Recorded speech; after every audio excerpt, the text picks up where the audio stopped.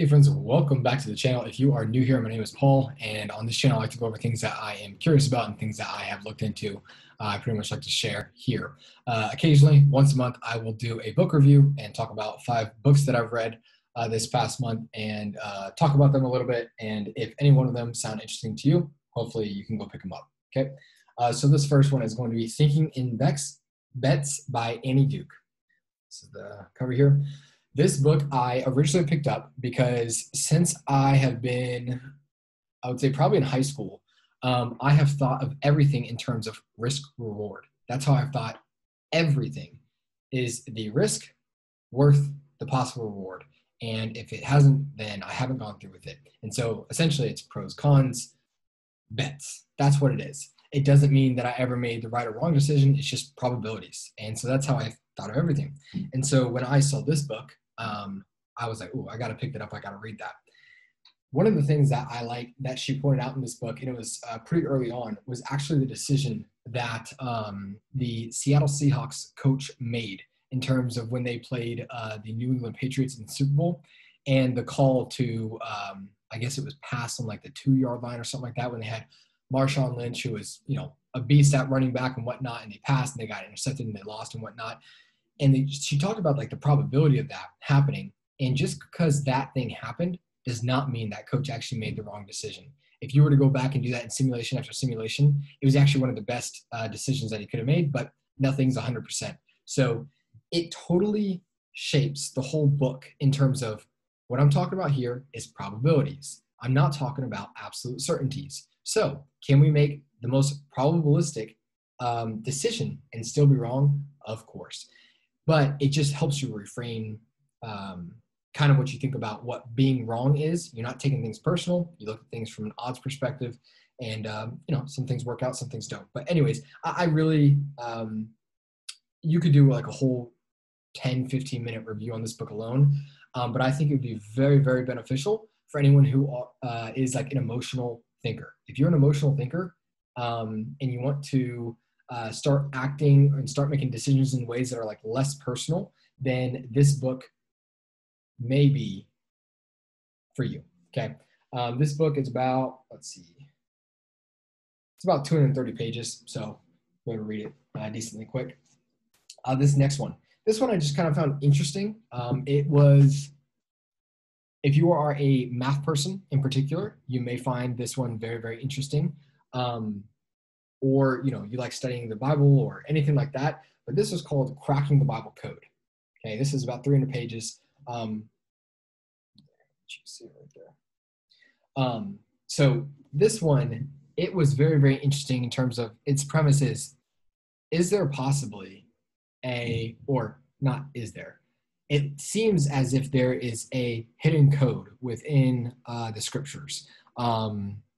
And without getting into too much detail, because to be honest with you, there was a lot of statistics involved and whatnot with this book, but it was 300 pages of very, very, very fascinating discussion in terms of why there's potential legitimacy behind this possible code within the scriptures.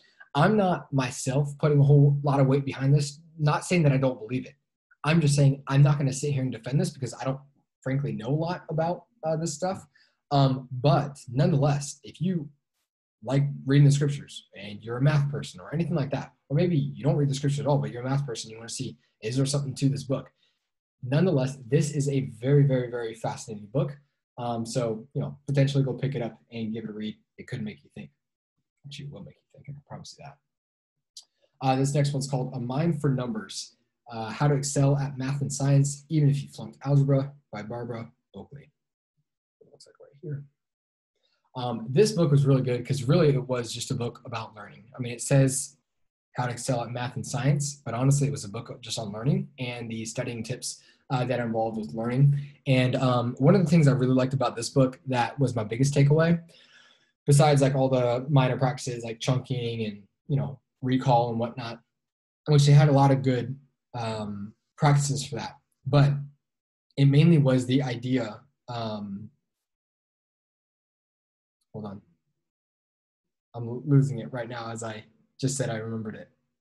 Oh, yes. It was the idea of Don't think that you've learned something because you're familiar with it. Just because you have seen it in the book and can follow it in the book, the best thing to do is to practice it on your own. Like, so not to say, okay, yeah, that makes sense when you see it spelled out, but to do whatever example that you have and have it be on your own. There's a lot of honestly good nuggets in this one. And this book, just for reference, is 260-ish pages. But I wanted to show you something. So talk about procrastination, talk about enhancing your memory tips, appreciating your talent, sculpting your brain, developing the mind's eye through equation poems, Renaissance learning, unlocking your potential, avoiding overconfidence, talking about the power of teamwork with that one. And so to kind of just go through the whole process with learning. Also, here's something that I've talked to people about, and I feel like this book did a good job highlighting. And I'll probably create a separate video on this too, but I see everything as languages, okay? So whether it be math is a language. If you're talking about learning a foreign language, that's the most obvious type of language.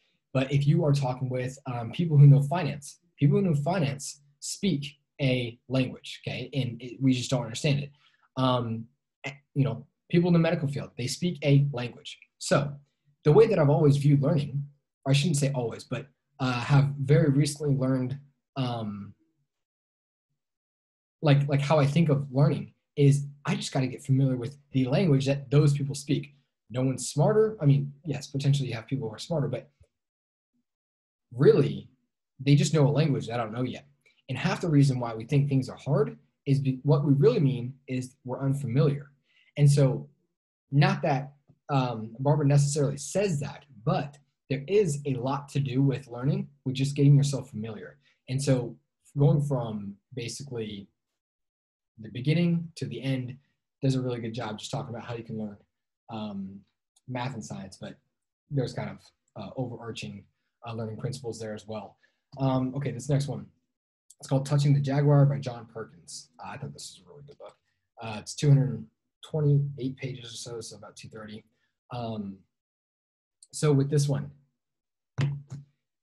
he used to be an economic hitman, which essentially what that means is he would go into countries that couldn't really take a loan, and he would essentially make them take a loan.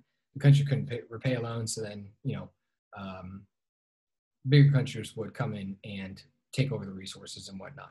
But essentially, being with a lot of third world countries, this guy spent a lot of time with those people. And so being with those people, got to know like a lot of their culture and whatnot. And essentially, after he got out of being an economic hitman, he learned more and more about trying to right his wrongs, if you will. And one of the things that one of the cultures taught him was this whole idea of touching the Jaguar. And what that meant in their culture was touching the thing that you fear most, going after the thing that you fear. And this book, in a way, it was talking about that. It kind of was more of a book on, hey, we need to look at creating like a different economy, but an economy that's one that's sustainable for the world. And because he was pretty much talking about we're in a death economy right now with the way that we use money and manipulation with other countries. And so it was more, I wouldn't say the book was necessarily about touching the Jaguar, although he uses examples from it, but that was my main focus of it, is what is the thing that I fear most? And what can I do to go touch that thing? What can I do to go move past fear and go in that direction? So I felt like it was a lot of good stories around this concept. And honestly, I would recommend it, which is why I'm even, doing a review on it. So it's called Touching the Jaguar by John Perkins. Okay, last one. I created a video a week or so ago talking about one lesson that I learned from this book, but this book I extremely, extremely recommend for anyone who's new to investing, just to get an idea, just to get a taste of one investing philosophy. And it's coming from the person who was a complete novice in the beginning, had no idea what she was doing, felt overwhelming, felt too tough, etc. And it's called Investing by Danielle Town and Phil Town. Invested. I might have said investing. I meant invested. By Danielle Town and Phil Town. But it's a 12-month plan to financial freedom. And each month the way that I read this book, it was really fun for me. The way that I read this book was I read one chapter each morning that I woke up, because I knew that there would be a lot of nuggets in here. And by the way, this is like about 300 pages, just for reference for you guys.